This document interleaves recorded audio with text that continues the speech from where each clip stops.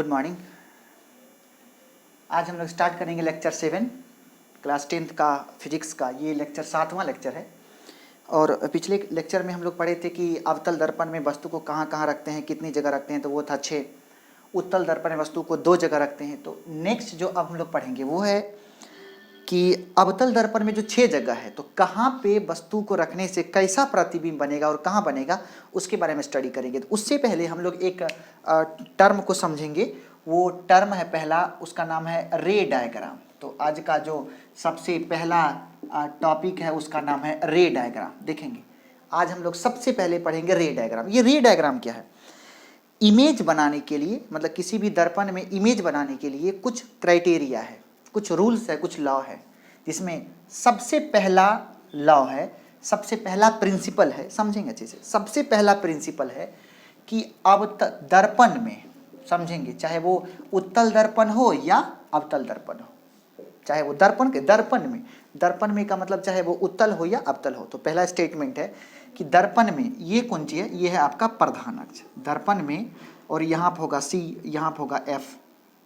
तो कहता है कि दर्पण में प्रधान अक्ष के समांतर जाने वाली किरणें, देखिए ये जो किरण है, ये किरण वो किधर से है? दर्पण के समांतर।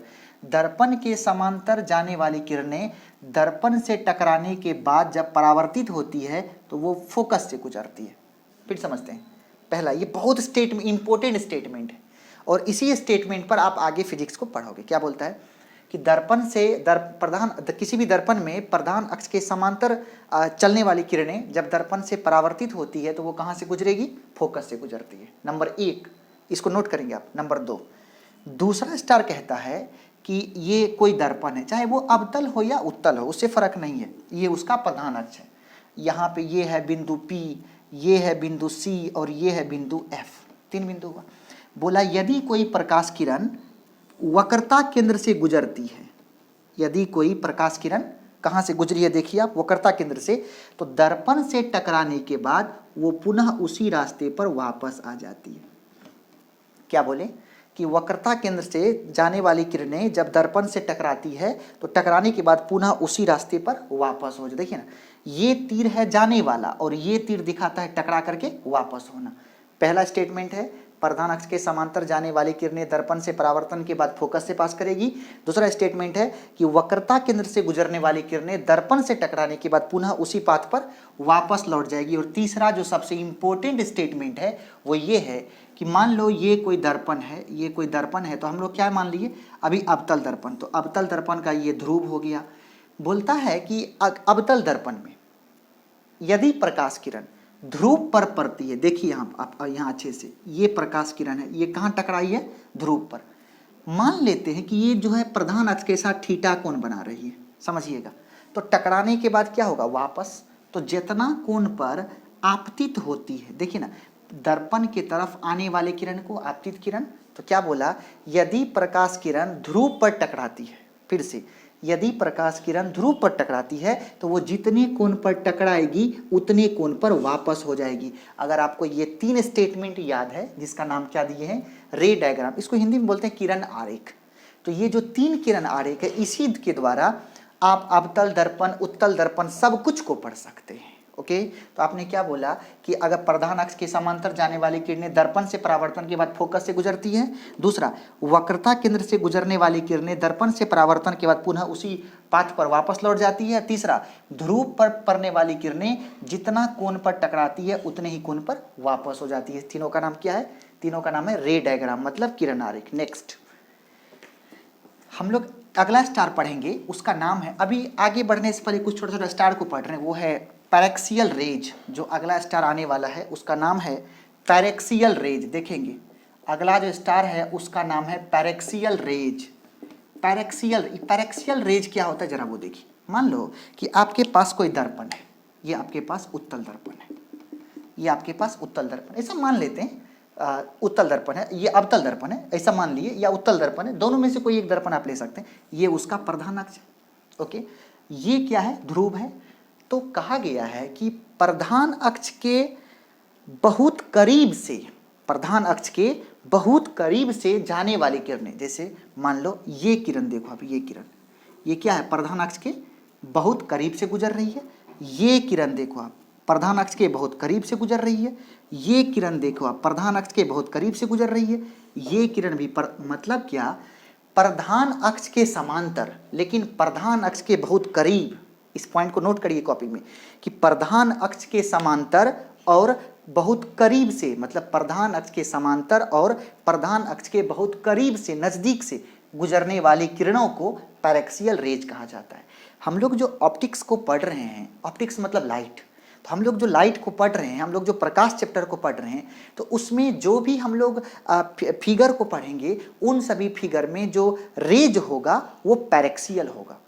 ठीक है, ये अभी बोल दिए क्योंकि ये बीच में बहुत बार आएगा, बहुत बार आएगा, जिसमें कि अब हम लोग इतना करीब तो दिखाएंगे नहीं। अब जैसे कि मान लीजिए कोई दर्पण लिए, अवतल दर्पण लिए, ये प्रधान अक्ष का किरण यहाँ से दिए, सर किरण दूर है प्रधान अक्ष से, लेकिन रियल में इसके पीछे में कॉन्सेप्ट क्या है, इसके पीछे में कॉन्सेप्ट है पैरेक्सियल रेज का। ये जो आपका कॉन्सेप्ट है, इसके पीछे में कॉन्सेप्ट क्यों कौन है, इसके पीछे में कॉन्सेप्ट है पैरेक्सियल रेज का। अर्थात पैरेक्सियल रेज क्या होता है कि प्रधान अक्ष के समांतर और उसके बहुत करीब से गुजरने वाले किरणों का नाम क्या है, पैरेक्सियल रेज। Okay, next. अब हम लोग पढ़ेंगे अगला विचलन। विचलन ये बहुत इंपॉर्टेंट टर्म है, इसको बोलते हैं डेविएशन। डेविएशन ये बहुत इंपॉर्टेंट टर्म है, ये बहुत इंपॉर्टेंट टर्म, ये कितनी बार ऑब्जेक्टिव में पूछ चुका और कितनी बार पूछेगा। विचलन क्या होता है जरा ये देखिए। सबसे पहली बात, मान लो ये कोई समतल दर्पण है, तो विचलन चाहे दर्पण समतल हो, अवतल हो, उत्तल हो, सब में हो सकता है। तो हम लोग अभी चेक किस में कर रहे हैं, पढ़ किस में रहे हैं, समतल दर्पण में, ऐसा देखेंगे आप। तो मान लो ये कैसा किरण हुआ, आपतित किरण। इसका नाम क्या है, इसका नाम है आपतित किरण। इसका क्या नाम है, आपतित किरण। ओके, तो यहाँ पे देखेंगे ये कौन है, इसका नाम है अभिलंब। ये जो आपने डाला है इसका नाम क्या है, इसका नाम क्या है, इसका नाम है अभिलंब। ओके, टकराने के बाद क्या होगा, ये वापस हो जाएगा। इसका नाम क्या है, इसका नाम है परावर्तित किरण। इसका नाम है परावर्तित किरण। समझिएगा अच्छे से, मेरा कहना है कि ये है आपका आपतन कोण I और ये क्या है R। समझिएगा, अगर दर्पण नहीं होता, यदि दर्पण नहीं होता तो क्या होता, ये जो आपतित किरण है ये सीधे चला जाता, सीधे सीधे जाता, सीधे, समझिएगा, सीधे इस पाथ पे जाता नहीं। तो क्या हुआ, दर्पण के आने से जो सीधे जाने वाली किरण थी, जरा सा गौर कीजिएगा, जो किरण ऐसे सीधी जाने वाली थी वो ऐसे मुड़ गई। अर्थात कोई भी किरण अपने ओरिजिनल रास्ते से, कोई भी किरण अपने मूल पथ से, ये जो डैश डैश वाला जो रास्ता आपने दिया है इसी का नाम है मूल पथ, मतलब ओरिजिनल वे है। ये आपने क्या बोला, ये आपतित किरण है और ये क्या है, ये ओरिजिनल वे है, मतलब ये ओरिजिनल पाथ है। अपने ओरिजिनल पाथ से जितना डेविएट होती है, जितना डेविएट होती है, इसको बोलते हैं डेल्टा। इसको क्या पढ़ेंगे आप, इसको आप पढ़ेंगे डेल्टा। समझिएगा, क्या पढ़ेंगे, डेल्टा। आपने क्या बोला कि कोई भी किरण अपने वास्तविक पथ से जितना मुड़ जाती है, जितना मुड़ जाती है, कितना मुड़ी है, डेल्टा, जितना मुड़ जाती है उसी कोण को, जितना मुड़ती है उसी कोण को बोलते हैं विचलन। क्या बोलेंगे, विचलन। सबसे पहली बात कि मुड़ने की प्रक्रिया विचलन है और इस कोण का नाम है विचलन कोण। ठीक है, आपने क्या बोला, कोई भी किरण अपने मूल रास्ते से, अपने मूल पथ से जितना मुड़ जाती है या जो मुड़ जाती है, मुड़ने की घटना क्या है, विचलन, और जितना कोण से मुड़ेगी उसी का नाम क्या है, विचलन कोण। ओके, हम लोग क्या पढ़े हैं, आप परावर्तन में दोनों कोण बराबर होता है और ये डेल्टा आप देखेंगे, ये तीनों कौन, ये तीनों I, R और डेल्टा, I, R और डेल्टा, ये तीनों एक ही रेखा पर का कोण है। यहाँ देखिए ना, जरा सा आपको ऐसे दिखा रहे हैं, ऐसे ये तीनों देखिए, I, R और डेल्टा, ये तीनों मिलके एक लाइन पर का कोण बनाता है। और आपने पढ़ा था किसी रेखा पर 180 डिग्री का कोण बनता है। हम लोग क्या पढ़े थे, हम लोग बचपन में पढ़े, किसी रेखा पर 180 डिग्री का कोण बनता है, 180 डिग्री का कोण बनता है। ओके, नेक्स्ट, कौन कौन मिलके कोण बना रहा है, तो I जोड़ R प्लस डेल्टा बराबर 180 डिग्री। यही जो डेल्टा है, ये जो डेल्टा आपके सामने है, इसी डेल्टा का नाम है विचलन कोण।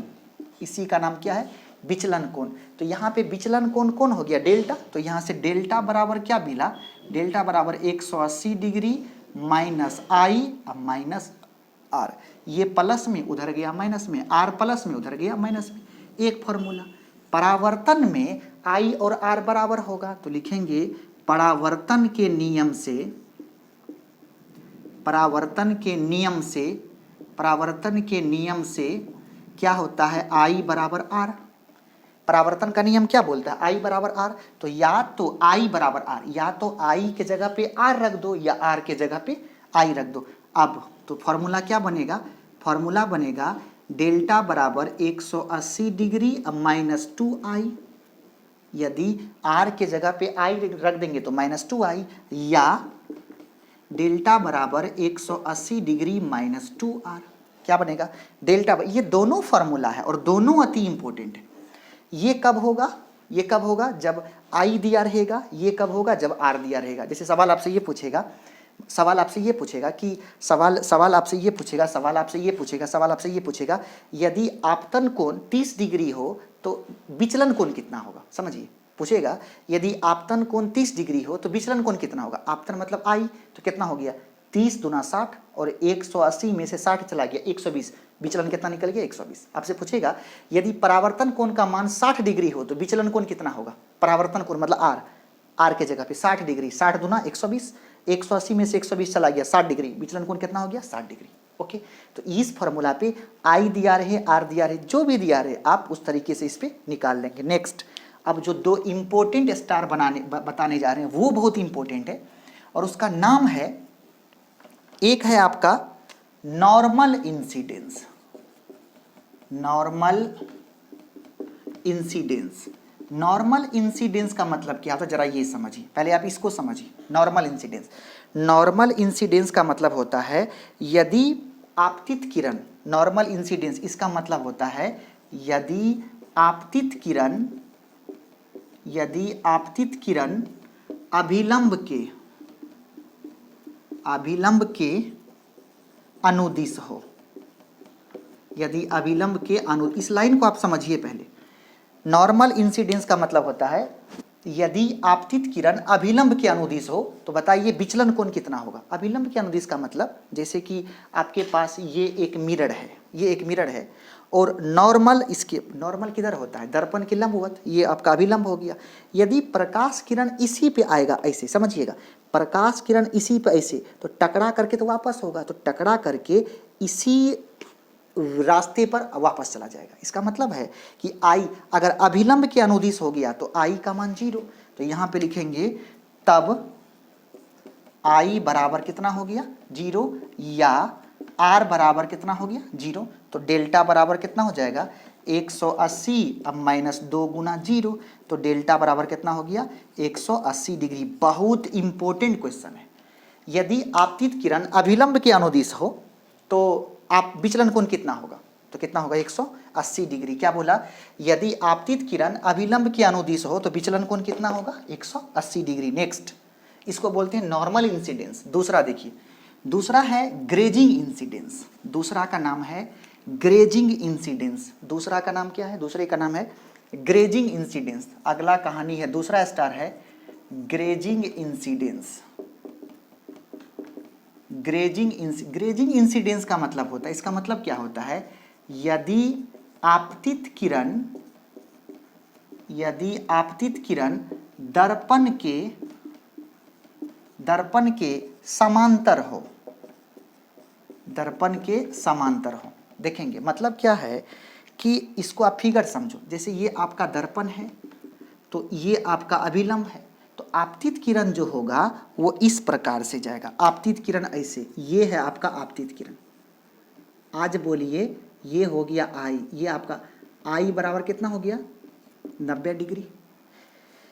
ग्रेजिंग इंसिडेंस में आई बराबर कितना हो गया, मतलब प्रकाश किरण जो है, प्रकाश किरण वो क्या है दर्पण के समांतर, मतलब दर्पण को टच करते हुए जाएगा, लंबवत नहीं है, टच करते हुए जाएगा, मतलब दर्पण के समांतर होगा। तो डेल्टा का फॉर्मूला क्या है 180 अब माइनस 2i, तो ये हो जाएगा 180 माइनस 2 गुना आई के जगह पे कितना 90, तो ये हो जाएगा डेल्टा बराबर 180 अब माइनस 90 दूना 180, 180 में से 100 चलाए कितना हो गया 0। बहुत इंपॉर्टेंट क्वेश्चन है। मतलब यदि ग्रेजिंग इंसिडेंस हो, मतलब यदि प्रकाश किरण दर्पण के समांतर गमन करती हो तो विचलन कितना होगा, विचलन होगा 0। अब बताइए यदि प्रकाश किरण अभिलंब के अनुदिश हो, अभिलंब के अनुदिश है तो विचलन कितना होगा 180। इसका मतलब होता है विचलन का परास, विचलन का परास देखेंगे विचलन कहां से कहां हो सकता है। तो हम लोग क्या देखें, एक नया स्टार लाएंगे, उसका नाम होगा विचलन का परास। विचलन का परास मतलब range of deviation, range of deviation मतलब डेविएशन कहां से कहां हो सकता है। आपने क्या देखा, डेविएशन जो है वो 180 डिग्री या उससे कम, 0 डिग्री या उससे अधिक, अर्थात जो विचलन है वो 0 से 180 के बीच में होगा, या तो 0 डिग्री होगा या तो 180 डिग्री होगा। डेल्टा बराबर 0 है, मतलब ये कब है, जब ये कैसा होगा, नॉर्मल की ग्रेजिंग, ये है ग्रेजिंग, ये है ग्रेजिंग इंसिडेंस के लिए, ये कैसा ग्रेजिंग इंसिडेंस। डेल्टा बराबर 180 डिग्री, ये कैसा है, ये है नॉर्मल इंसिडेंस। ये कैसा हो गया, नॉर्मल इंसिडेंस। हम उम्मीद करेंगे कि आप इस बात को समझे होंगे। ओके नेक्स्ट, अब हम लोग पढ़ेंगे, ये क्या था, विचलन का परास। अब हम लोग पढ़ेंगे कि दर्पण में वस्तु को कहाँ कहाँ रखा जाए। तो आज का स्टार है दर्पण में वस्तु को कहाँ कहाँ रखा जाए। तो सबसे पहली बात हम लोग देखेंगे कि अवतल दर्पण में कहाँ कहाँ रखा जाए। तो अवतल दर्पण में कितना जगह था, 6 जगह। तो आज का हेडिंग है अवतल दर्पण, समझिएगा अच्छे से, अवतल दर्पण, अवतल दर्पण। तो सबसे पहली बात कि अवतल दर्पण में कितना जगह रखेंगे, 6 जगह। तो सबसे पहला पॉइंट क्या है, सबसे पहला पॉइंट है कि जब वस्तु कहाँ पे हो, जब वस्तु कहाँ पर हो, जब वस्तु अनंत पर हो। चलिए आइए देखते हैं, जब वस्तु, आज का पहला हेडिंग है कि जब वस्तु कहाँ पे हो, अनंत पर हो। आइए फिगर देखते हैं। सबसे पहली बात, आपके पास रे डायग्राम कितना था, 3। बात को समझिए, आपके पास रे डायग्राम कितना था, 3। तो सबसे, किसी भी दर्पण में फिगर बनाने के लिए, इमेज बनाने के लिए आपको कम से कम 2 रे चाहिए। आपके पास 3 है, आप चाहो तो तीनों यूज कर लो। लेकिन होता क्या है, अगर आप तीनों यूज करेंगे तो उससे क्या होगा कि तीनों यूज करने पर फिगर थोड़ा सा कॉम्प्लिकेट हो जाएगा, मतलब उसको स्टडी करना आसान नहीं होगा। इसीलिए हम लोग क्या करेंगे कि केवल 2 रे लेंगे। आप ले सकते हैं तीनों है, लेकिन लेंगे कितना, केवल 3। आप ले सकते हैं तीनों, लेकिन कितना लेंगे, केवल 3। अब ये 2 लेंगे। आइए देखते हैं। तो सबसे पहली बात, आपके पास ऐसा ये पोल है, यहाँ पे F है, यहाँ पे C है और यहाँ पे अनंत है। तो वस्तु कहाँ पे है, अनंत पे। तो मान लीजिए ये कोई वस्तु है, कहाँ पे है, अनंत पे। तो हम लोग को ये समझना है कि अनंत पर से कोई भी प्रकाश जब चलती है तो वो आपको हमेशा प्रधान अक्ष के समांतर ही लगता है। फिर समझिए, अगर कोई प्रकाश बहुत दूर से आती है तो वो आपको टेढ़ा नहीं दिखेगा, वो आपको सीधा दिखेगा। अर्थात यहाँ से कोई भी किरण निकलेगी तो वो हमेशा प्रधान अक्ष के समांतर जाएगी। तो मान लो ये देखेंगे, प्रधान अक्ष के समांतर गया, यहाँ से भी गया तो प्रधान अक्ष के समांतर गया। और आपको पढ़ाए हैं कि प्रधान अक्ष के समांतर जाने वाली किरणें दर्पण से टकराने के बाद कहाँ से पास करती है, तो फोकस से। दोनों कहाँ से पास की, फोकस से। बताइए दोनों कहाँ मिला, दोनों कहाँ मिला, फोकस पर मिला। वस्तु कहाँ पे है, अनंत पे है। तो जब ये आपका वस्तु है, वस्तु मतलब ऑब्जेक्ट, तो ये हो गया आपका ओ मतलब ऑब्जेक्ट, ऑब्जेक्ट मतलब वस्तु। ये आपका ऑब्जेक्ट है, मतलब वस्तु है। और इसको बोलते हैं आई का मतलब इमेज, इमेज का मतलब प्रतिबिंब। ये क्या है, प्रतिबिंब है। मतलब जब वस्तु कहाँ पे होगा, अनंत पर, तो प्रतिबिंब कहाँ बनेगा, फोकस पर। अब समझिए, तो सबसे पहली बात, जब वस्तु अनंत पर हो तो प्रतिबिंब कहाँ बनेगा, प्रतिबिंब कहाँ बनेगा, प्रतिबिंब कहाँ बनेगा, फोकस पर। प्रतिबिंब कहाँ बनेगा, फोकस पर। ये क्या है, प्रतिबिंब का स्थान है कि प्रतिबिंब कहाँ बनेगा। अब उसका प्रतिबिंब कैसा बनेगा, उसको बोलते हैं प्रकृति। समझिए, सबसे पहली बात, जब वस्तु अनंत पर तो प्रतिबिंब फोकस पर, जब वस्तु अनंत पर तो प्रतिबिंब कहाँ पे, फोकस पर। ये बात आपके लबों पे होना चाहिए कि जब वस्तु अनंत पर तो प्रतिबिंब कहाँ पे, फोकस पर।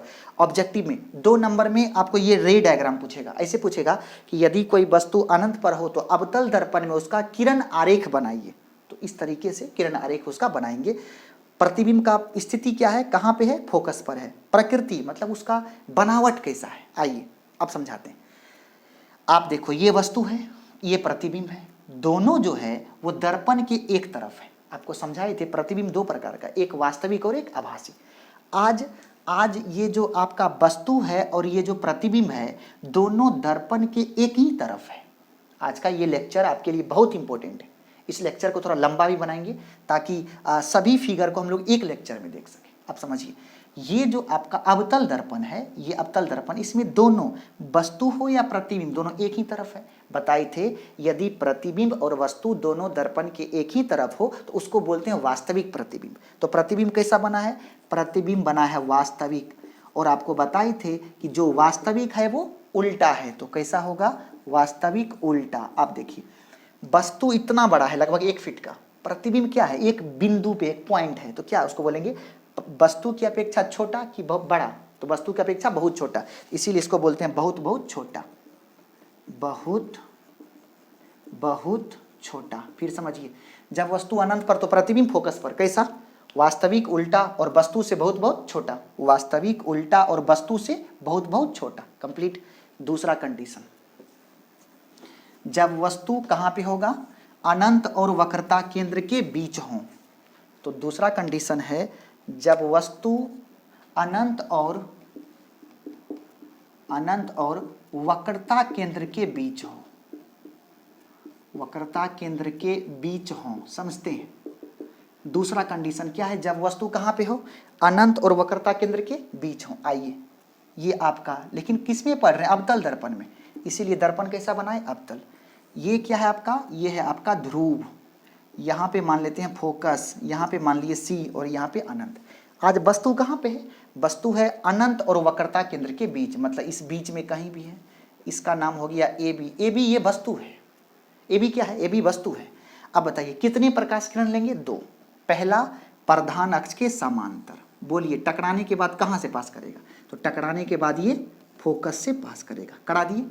दूसरा कहाँ से लेते थे, दूसरा लेते हैं वक्रता केंद्र से, तो वक्रता केंद्र से जो गुजरेगा वो दर्पण से टकराने के बाद क्या होगा, पुनः उसी रास्ते पे लौट जाएगा। दोनों देखिए कहाँ पे मिला है, दोनों इस पॉइंट पे मिला है।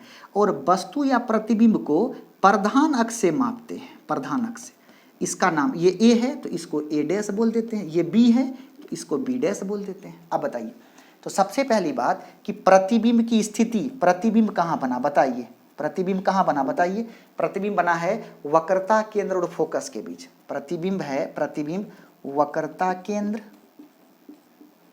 केंद्र और फोकस के बीच, वक्रता केंद्र और फोकस के बीच। दूसरा स्थिति क्या होगा, चलिए बताइए स्थिति कैसा है। सबसे पहली बात, ये वस्तु है, ये प्रतिबिंब है, यस यस, दोनों दर्पण के एक ही तरफ है तो वास्तविक, तो ये कैसा हो गया, वास्तविक। समझिए, कॉमा, देखिए वस्तु प्रधान अक्ष के ऊपर है और प्रतिबिंब प्रधान अक्ष के नीचे है, मतलब उल्टा। गौर कीजिए ना, इसीलिए हम बता दिए जो वास्तविक है वो उल्टा है, अभी दिख रहा है। वस्तु प्रधान अक्ष के ऊपर है लेकिन प्रतिबिंब प्रधान अक्ष के नीचे है, तो इसको उल्टा बोलेंगे, सीधा उल्टा बोलेंगे, ठीक है। तो वास्तविक और उल्टा साथ में। अब आप देखिए, साथ में देखेंगे आप, सर आप गौर करोगे तो पता चलेगा कि ए डैश बी डैश थोड़ा सा छोटा है, किसके कंपैरिजन में, ए बी कंपैरिजन में। इसका मतलब प्रतिबिंब क्या होगा, छोटा होगा, इसीलिए इसको लिखेंगे वस्तु से छोटा। प्रतिबिंब कैसा बनेगा, वस्तु से छोटा। नेक्स्ट, तीसरा, जब वस्तु अनंत और वक्रता केंद्र के बीच हो। अब हम लोग पढ़ेंगे तीसरा में कहाँ पे, जब वस्तु वक्रता केंद्र पर हो। तीसरा कंडीशन होगा जब वस्तु वक्रता केंद्र पर हो। तीसरा कंडीशन, जब वस्तु वक्रता केंद्र पर हो। वस्तु कहाँ पे हो, वस्तु कहाँ पे हो, तो वक्रता केंद्र पर हो। देखिएगा, वस्तु वक्रता केंद्र पर हो। दर्पण कैसा होगा, दर्पण होगा अवतल, तो ये कैसा दर्पण बना लीजिए, अवतल। अब क्या बनाएंगे, ये है आपका प्रधान अक्ष, ये हो गया ध्रुव, यहाँ पे फोकस, यहाँ पे सी। ये देख लीजिए, आज वस्तु कहाँ पे है, सी पे। समझिए अच्छे से, ये आपका वस्तु है, इसका नाम है ए बी। कितने रे लेंगे, 2 रे लेंगे। एक लेंगे प्रधान अक्ष के समांतर, बताइए कहाँ से गुजरेगा, तो ये गुजर गया फोकस से, कंप्लीट। दूसरा लेंगे सी से, लेकिन जब सी से गुजारेंगे तो देखिए ऐसे गुजारोगे तो वस्तु से नहीं निकल रहा है। तो वस्तु से निकालने के लिए हम लोग क्या किए, तीसरा हथियार क्या है, पोल पर। तो ये चला गया कहाँ पे, ध्रुव पर। तो जितना कोण पर ध्रुव पे पड़ेगा उतना ही कोण से क्या होगा, यहाँ से वापस हो जाएगा थीटा एंगल पे। तो जहाँ पे प्रतिबिंब बना है, जहाँ पे ये प्रतिबिंब बना है, जहाँ पे ये प्रतिबिंब ए बना है, तो ये थीटा, तो ये भी क्या है, थीटा। ये ए बी ऊपर में वस्तु और नीचे में ए डैश बी डैश प्रतिबिंब। इसका मतलब जब वस्तु वक्रता केंद्र पर हो तो प्रतिबिंब भी कहाँ बना, वक्रता केंद्र पर ही। तो सबसे पहली बात, प्रतिबिंब की स्थिति क्या है, प्रतिबिंब है वक्रता केंद्र पर। वक्रता केंद्र पर जब वस्तु वक्रता केंद्र पर होगा तो प्रतिबिंब भी कहाँ बनेगा, वक्रता केंद्र पर बनेगा। और उसका स्थिति कैसा होगा, स्थिति, और स्थिति होगा देखेंगे, प्रतिबिंब और वस्तु ऊपर नीचे दोनों एक ही तरफ है, तो एक ही तरफ है तो उसका नाम होगा वास्तविक। देखेंगे वस्तु ऊपर में, प्रतिबिंब नीचे में, तो उल्टा की सीधा, उल्टा उल्टा। आप देखिए कॉमा। अब देखेंगे आपने पढ़ा था 7th क्लास का मैथ कहता है कि बराबर कोण वाले सामने का भुजा भी बराबर होता है। दो वहाँ पे कुछ स्टेटमेंट है, बराबर वाले भुजा के सामने का कोण बराबर, बराबर वाले कोण के सामने का भुजा बराबर। देखेंगे ये कोण भी थीटा, ये कोण भी थीटा, इसके सामने में ए बी और इस थीटा के सामने में ए डैश बी डैश। इसका मतलब है कि दोनों थीटा बराबर है तो दोनों के सामने का भुजा भी बराबर होगा। इसीलिए ए बी बराबर A dash B dash. A B वस्तु है और ए डैश बी डैश प्रतिबिंब है, इसीलिए क्या बोलेंगे, वास्तविक उल्टा। और प्रतिबिंब कैसा होगा, प्रतिबिंब होगा वस्तु के बराबर। वस्तु के बराबर क्या पढ़े, वास्तविक उल्टा और वस्तु के बराबर। ये कैमा कंडीशन था, तीसरा। तीसरा, जब वस्तु वक्रता केंद्र पर हो तो प्रतिबिंब भी कहाँ बनेगा, वक्रता केंद्र पर बनेगा। और वो कैसा होगा, वास्तविक होगा, उल्टा होगा और वस्तु के बराबर होगा। नेक्स्ट चौथा कंडीशन, चौथा में वस्तु कहाँ पर होगा, वक्रता केंद्र और फोकस के बीच। चौथा कंडीशन, चौथा, जब वस्तु वक्रता केंद्र और फोकस के बीच हो। क्या बोले, जब वस्तु वक्रता केंद्र और फोकस के बीच हो। अब देखेंगे तो सबसे पहले दर्पण कैसा है, दर्पण है आपका अवतल, बना दिए। ये आपका क्या है, तो ये है आपका पोल, यहाँ पे F, यहाँ पे C वगैरह वगैरह। तो आज कहाँ है, C और F के बीच में, ये आपका आज वस्तु है। देखिए ना, वक्रता केंद्र और फोकस मतलब C और F के बीच में है। तो कै गो रे लेते हैं, 2 गो लेंगे। एक गो इस तरीके से पास किया जो फोकस से गुजर करके ऐसे निकल जाएगा, ठीक है। और दूसरा कहाँ से लेते हैं आप दूसरा लेते हैं, या तो C से जाएगा, या तो C से जाएगा, या तो आपका कहाँ से जाएगा, या तो आपका P से जाएगा। तो मान लेते हैं कि आपने क्या किया, P से ऐसे गुजार दिया, ये P से गया, तो क्या होगा, जितना कोण पे निकला उतना ही कोण पे ये इस तरीके से आगे बढ़ जाएगा, ये भी थीटा हो जाएगा, ठीक है, ये भी थीटा हो गया। इसका मतलब है कि प्रतिबिंब कहाँ बनेगा, यहाँ पे बना, ये हो गया ए डैश बी डैश, इधर हो गया अनंत। अब बताइए प्रतिबिंब कहाँ पे है, प्रतिबिंब है अनंत और वक्रता केंद्र के बीच, देखिए ना। और अब देखिए आकार, वस्तु छोटा दिखता होगा और प्रतिबिंब बड़ा दिखता होगा, ऐसा हो रहा है। तो ये इसमें हम लोग क्या बोले कि प्रतिबिंब कहाँ बनेगा, प्रतिबिंब कहाँ बनेगा, ये बनेगा C और F के बीच, C और अनंत के बीच। तो लिखेंगे अनंत और वक्रता केंद्र के बीच, अनंत और वक्रता केंद्र के बीच। और उसका स्थिति कैसा होगा, उसका स्थिति होगा, देखेंगे जिधर वस्तु है उधरे प्रतिबिंब है, तो क्या बोलेंगे, वास्तविक। उसका होगा वास्तविक, जो वास्तविक है वो उल्टा है। साथ में देखिए ना, वस्तु छोटा है प्रतिबिंब बड़ा है, तो प्रतिबिंब क्या हो जाएगा, वस्तु से बड़ा। प्रतिबिंब हो गया आपका वस्तु से बड़ा। कब, जब वस्तु वक्रता केंद्र और फोकस के बीच हो तो प्रतिबिंब कहाँ बनेगा, अनंत और वक्रता केंद्र के बीच। स्थिति क्या होगा, वास्तविक, उल्टा और वस्तु से बड़ा। आप सभी से निवेदन है कि आप सभी इसका बार बार प्रैक्टिस करें, जितना ज़्यादा प्रैक्टिस करेंगे उतना सुंदर ये आपका सिलेबस होगा। पांचवा, जब वस्तु कहाँ पे रखेंगे, फोकस पर। जब वस्तु कहाँ पे हो, जब वस्तु फोकस पर हो। देखेंगे पांचवा कंडीशन होगा आपका, पांचवा कंडीशन, जब वस्तु कहाँ पे हो, फोकस पर हो, फोकस पर हो। जब वस्तु कहाँ पे हो, फोकस पर हो। आइए जरा देखते हैं कि फोकस पर कैसा बनेगा।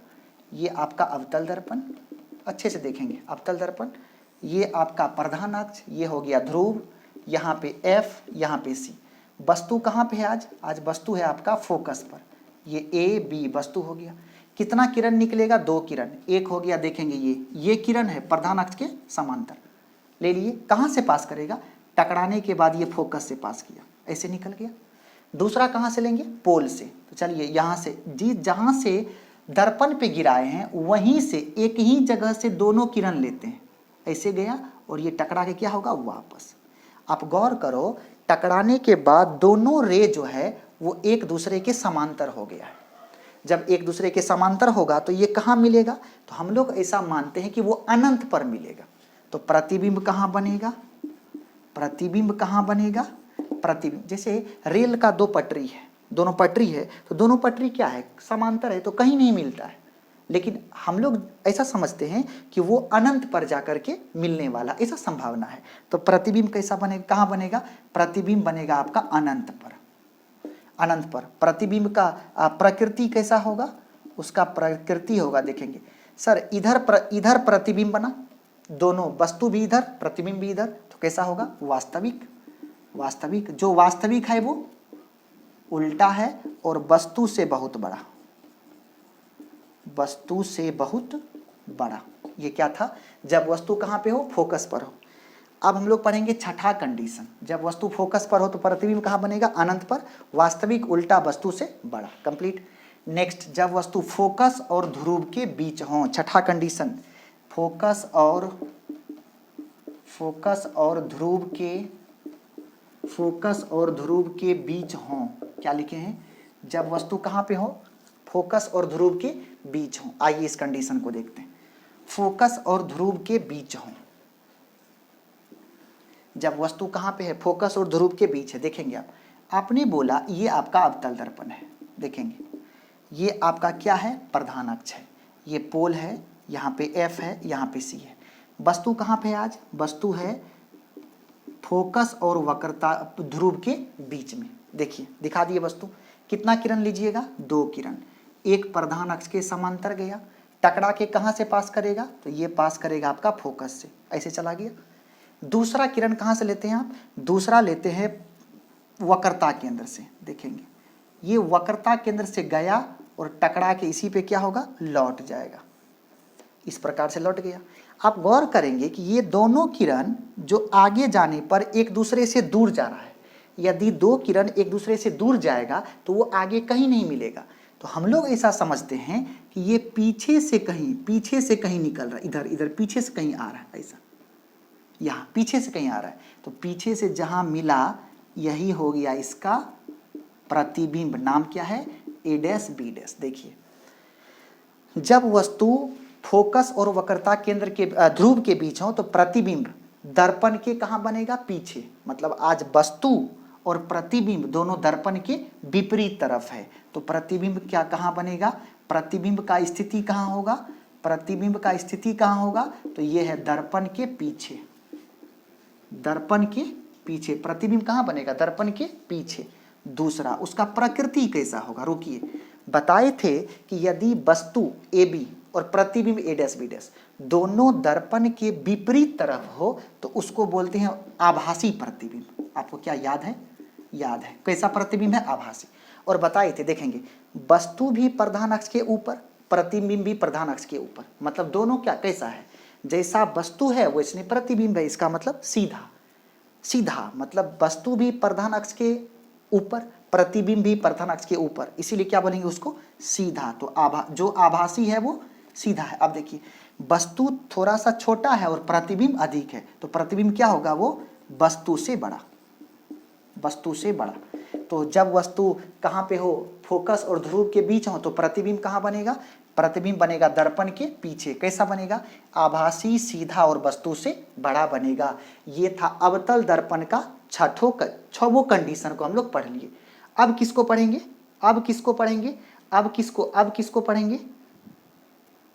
अब हम लोग पढ़ेंगे उत्तल दर्पण को। अब आप पढ़ेंगे उत्तल दर्पण को, जरा देखिए।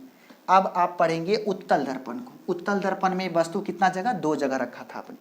हम बताए थे कि उत्तल दर्पण में उत्तल दर्पण में, उत्तल दर्पण, तो उत्तल दर्पण में वस्तु की कहाँ कितना जगह, दो जगह। नंबर एक, जब वस्तु कहाँ पे हो, जब वस्तु अनंत पर हो। जब वस्तु कहाँ पर हो, जब वस्तु अनंत पर हो। तो देखते हैं प्रतिबिंब कहाँ बनता है, पहला कंडीशन, जब वस्तु कहाँ पे हो, अनंत पर हो, देखेंगे। लेकिन आज दर्पण कैसा है, दर्पण है आपका उत्तल, तो कैसा बना दिए, उत्तल। ये आपका क्या है, प्रधान अक्ष, यहाँ पे ध्रुव, ठीक है।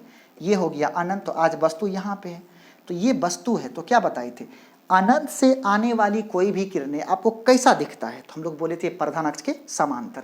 तो ये जो किरण आएगा तो ये भी कैसा दिखेगा, प्रधान अक्ष के समांतर। मान लीजिए यहाँ से भी किरण आया, वो भी कैसा दिखेगा, प्रधान अक्ष के समांतर। ये दर्पण है तो परावर्तन होगा, मतलब टकरा के वापस, यहाँ से भी टकरा के वापस, ठीक है। सर किरण जो है यहाँ देखेंगे, दर्पण से टकराने के बाद फैल गया, इसका मतलब लोग क्या समझेगा, लोग समझेगा कि ये जो किरण है वो पीछे कहीं से आ रहा है, ऐसा समझेगा। इसका मतलब है ये जहां मिलता है उसी का नाम क्या है, फोकस। इसका नाम क्या है, फोकस। अर्थात वस्तु जो है, अगर वस्तु अनंत पर हो तो प्रतिबिंब कहाँ बनेगा, फोकस पर। इसका मतलब है कि स्थिति क्या हो गया, स्थिति हो गया फोकस पर, फोकस पर। आप देखेंगे प्रकृति कैसा होगा, प्रकृति, रुकिए, ये क्या है, तो ये प्रतिबिंब है, और ये क्या है, ये वस्तु है। आज देखिए वस्तु और प्रतिबिंब दोनों दर्पण के विपरीत तरफ है। बताए थे यदि वस्तु और प्रतिबिंब दोनों दर्पण के विपरीत तरफ हो तो आभासी की वास्तविक, तो उसको बोले थे आभासी। तो प्रतिबिंब कैसा बनेगा, आभासी। बताए थे जो आभासी है वो सीधा है, तो ये क्या हो गया, सीधा। अब देखिए वस्तु इतना बड़ा है लेकिन प्रतिबिंब इस बिंदु पे मिला है, तो कैसा है, वस्तु बहुत बहुत छोटा, तो ये है वस्तु से बहुत बहुत छोटा, वस्तु से बहुत बहुत छोटा। प्रतिबिंब कैसा बनेगा, प्रतिबिंब होगा आभासी सीधा वस्तु से बहुत बहुत छोटा, आभासी सीधा वस्तु से बहुत बहुत छोटा, आभासी सीधा वस्तु से बहुत बहुत छोटा। नेक्स्ट दूसरा होगा कि जब वस्तु कहाँ पे हो, जब वस्तु कहाँ पे हो, तो जब वस्तु आपका है, जब वस्तु अनंत पर, तो अब दूसरा कहाँ पे होगा, अनंत और ध्रुव के बीच में हो, अनंत और ध्रुव के बीच हो। जब वस्तु कहाँ पे हो, अनंत और ध्रुव के बीच हो। आइए देखते हैं, तो जब वस्तु अनंत, ये कैसा दर्पण बना लिए, देखिएगा ये कैसा हो गया, उत्तल दर्पण। ये हो गया आपका प्रधान अक्ष, ये क्या हो गया, पोल, यहाँ पे अनंत, तो कहाँ पे होगा, अनंत और ध्रुव के बीच में। तो मान लो यहाँ रख दिए, ये ए बी क्या हो गया, वस्तु। कै गो प्रकाश किरण, दो गो, एक ले लिए प्रधान अक्ष के समांतर, और ये क्या होगा, टकरा करके लौट जाएगा। तो इसको पीछे बढ़ाएंगे, तो पीछे कहाँ से निकला, फोकस से। अब यहाँ पे होगा सी, बताए थे कि दूसरा प्रकाश किरण कहाँ से गुजरेगा, सी से। तो एक जो प्रकाश यहाँ से निकलेगा वो गुजरना कहाँ से चाहेगा, सी से, लेकिन टकरा के तो वापस आ जाएगा। तो हम लोग समझेंगे ये बेचारा ऐसे ऐसे चलते चलते चलते कहाँ से गुजरा, सी से। अब दोनों देखिए मिला कहाँ पे, वो दोनों मिला है पी और एफ के बीच में, यहाँ पे मिला, ये हो गया ए डैश बी डैश। बताइए जब वस्तु अनंत और ध्रुव के बीच हो तो प्रतिबिंब कहाँ बनेगा, प्रतिबिंब बनेगा ध्रुव और फोकस के बीच में। तो प्रतिबिंब का स्थिति क्या है, प्रतिबिंब का स्थिति है, प्रतिबिंब बनेगा ध्रुव और फोकस के बीच, ध्रुव और फोकस के बीच। प्रतिबिंब कहाँ बनेगा, प्रतिबिंब बनेगा ध्रुव और, देखिए ना, ध्रुव और फोकस के बीच कैसा बनेगा, उसका प्रकृति कैसा होगा। रुक जाइए, प्रकृति देखिए, ए बी ये वस्तु है और ये क्या है, ये प्रतिबिंब है। नहीं, तो वस्तु और प्रतिबिंब दोनों दर्पण के विपरीत तरफ है, वस्तु और प्रतिबिंब दोनों दर्पण के विपरीत तरफ है। इसीलिए जब विपरीत तरफ बने तो उसका नाम क्या होता है, आभासी। अब बताए थे जो आभासी हो वो कैसा होता है, सीधा।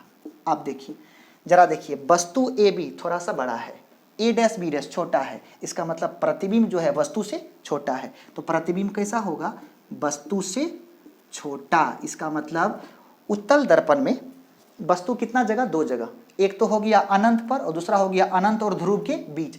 जब वस्तु अनंत पर तो प्रतिबिंब फोकस पर, जब वस्तु अनंत और ध्रुव के बीच हो तो प्रतिबिंब कहाँ बनेगा, ध्रुव और फोकस के बीच। कैसा बनेगा, आभासी, सीधा और वस्तु से छोटा। ओके, नेक्स्ट आज का जो एक लास्ट स्टार है वो हम लोग को समझना है, वो क्या है, वो है u और v। देखेंगे u और v, आज समझना है u v के बारे में, u और v के बारे में समझिएगा। सर u क्या है और v क्या है? ये जो u है, u को बोलते हैं वस्तु की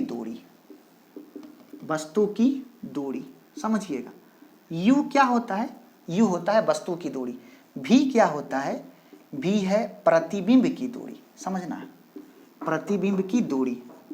u है आपका वस्तु की दूरी, u है आपका वस्तु की दूरी, और v क्या है, प्रतिबिंब की दूरी। u किसे बोलेंगे, u बोलेंगे वस्तु की दूरी को, और v किसे बोलेंगे, प्रतिबिंब की दूरी को। समझिएगा इसको जरा। मान लो ये कोई दर्पण है, ठीक है, और ये आपका क्या है, प्रधान अक्ष है, ये आपका पोल हो गया, ठीक है। मान लो कि आपने यहाँ पे वस्तु को रख दिया, वस्तु हो गया आपका ए बी, ओके, और ये जो है जा करके कुछ ऐसा यहाँ पे इमेज बना लेता है, यहाँ पे ऐसा, ये हो गया आपका ए डैश बी डैश, और ये हो गया, ये आपका वस्तु है, और ये आपका प्रतिबिंब है, ये आपका वस्तु है और ये आपका प्रतिबिंब है। ये जो वस्तु है इसी को बोलते हैं u, और ये जो प्रतिबिंब है इसको बोलते हैं v। ओके, तो हम उम्मीद करेंगे कि आप इस दोनों चीज़ को समझ रहे होंगे। Okay, thank you so much.